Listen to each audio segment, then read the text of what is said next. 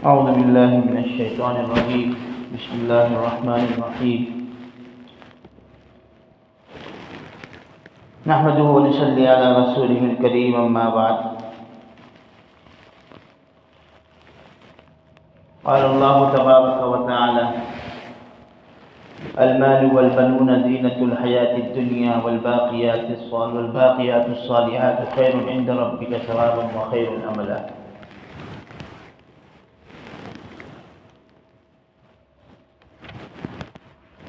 حضرت مسروق رضی اللہ عنہ نے حضرت عائشہ رضی اللہ عنہ سے معلوم کیا کہ رسول اکرم صلی اللہ علیہ وسلم گھر میں زیادہ تر کس بات کا تذکرہ فرمایا کرتے تھے؟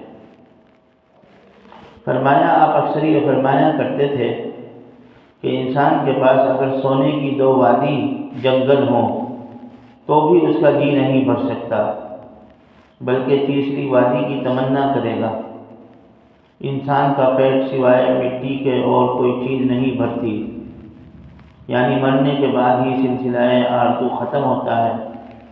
پھر فرمایا، اللہ تعالیٰ توبہ کرنے والے کی توبہ قبول فرماتا ہے، اور یہ مال اللہ نے اس لیے دیا ہے کہ اس کے ذریعے اللہ کی اطاعت پر قوت حاصل کی جائے اور اس میں سے زکوٰۃ دی جائے۔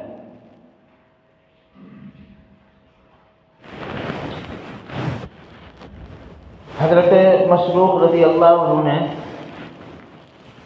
حضرت عائشہ رضی اللہ عنہ سے کچھ سوال کیے کہ آپ صلی اللہ علیہ وسلم کا معمول کیا تھا،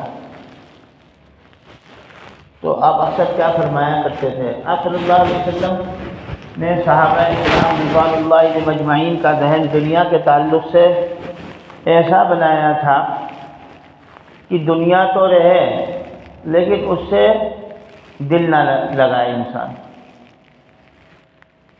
یعنی آپ صلی اللہ علیہ وسلم نے فرمایا کہ اللہ کے نزدیک اس دنیا کی حیثیت مکھی کے پر کے برابر بھی نہیں ہے۔ یعنی دنیا میں سب چیزیں آ گئی ہیں، دنیا کی بادشاہتیں، سلطنتیں، دولتیں، یہاں کے خزانے، یہاں کے عہدے، یہاں کے منصب،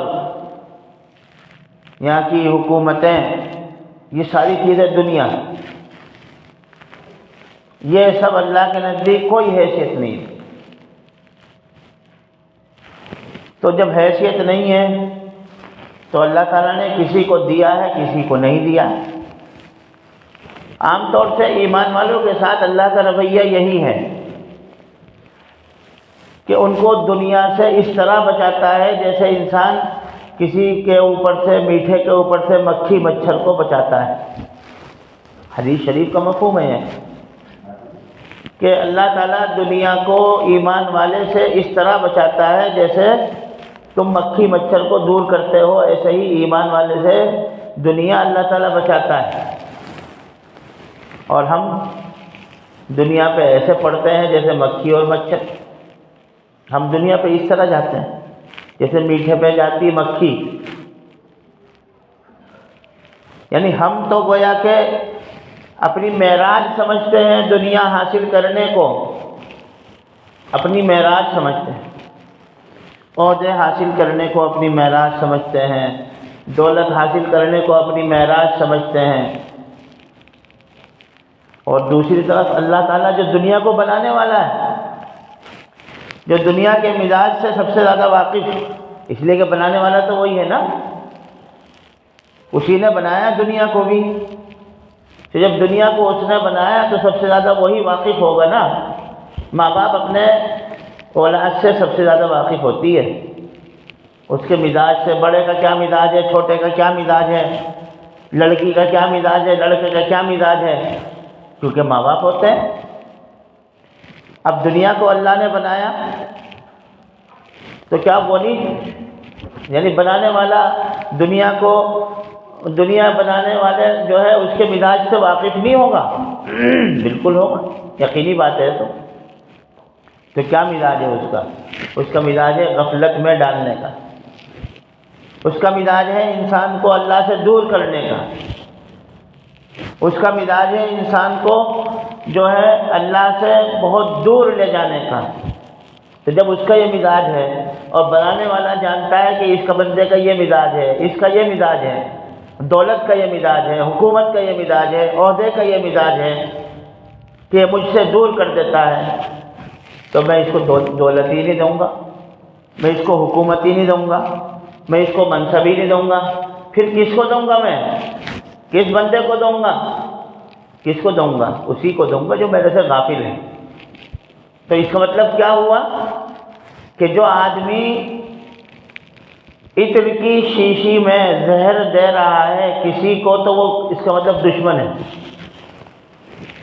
تو اللہ تعالیٰ دشمنی رکھتا ہے کافروں سے، تو اس لیے دنیا بھر بھر کے دیتا ہے، حکومتیں ان کے قدموں میں، منصب ان کے قدموں میں، دولت ان کے قدموں میں،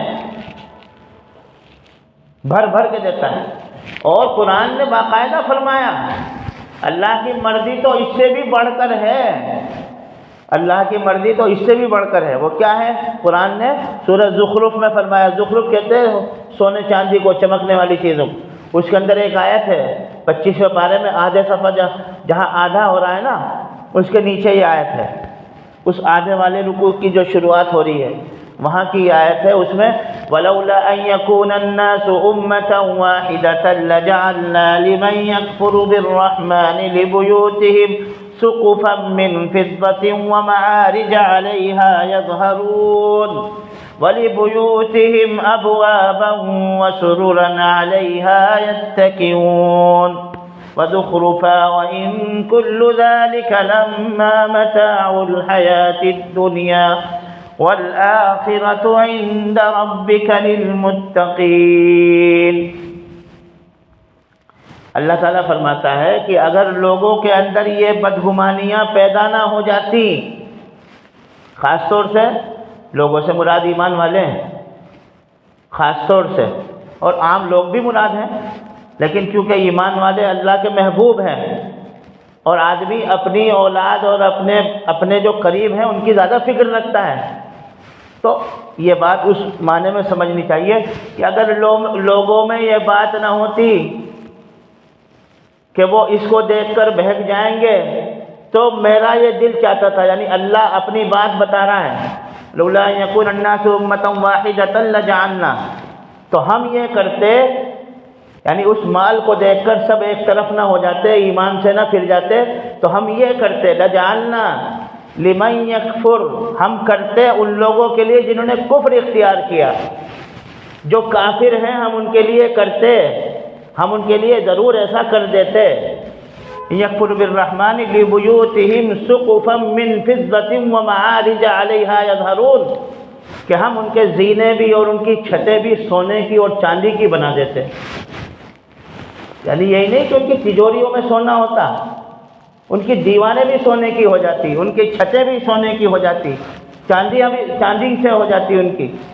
یہ قرآن کی آیت ہے، یہ قرآن کہہ رہا ہے لَجَعَلْنَا لِمَن يَكْفُرُ بِالرَّحْمَنِ، یعنی کافروں کے لیے اللہ تعالیٰ دولت کو اتنا وسیع کر دیتا، اتنا پھیلا دیتا دنیا میں کافروں کے لیے کہ ان کی چھتیں بھی سونے چاندی کی، ان کے دیوانے بھی سونے چاندی کی، ان کی یہ زینے جس سے چڑھ کر جاتے ہیں وہ بھی سونے چاندی کے کر دیتا اللہ تعالیٰ۔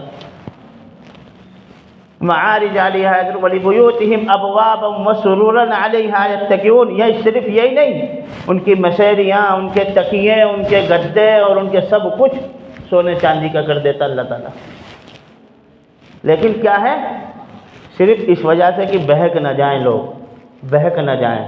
کون لوگ مراد ہیں؟ خاص طور سے ایمان والے مراد ہیں۔ ہم جیسے کمزور لوگ کہ ہم تھوڑی سی پیتے ہیں اسی میں چھلک جاتے ہیں۔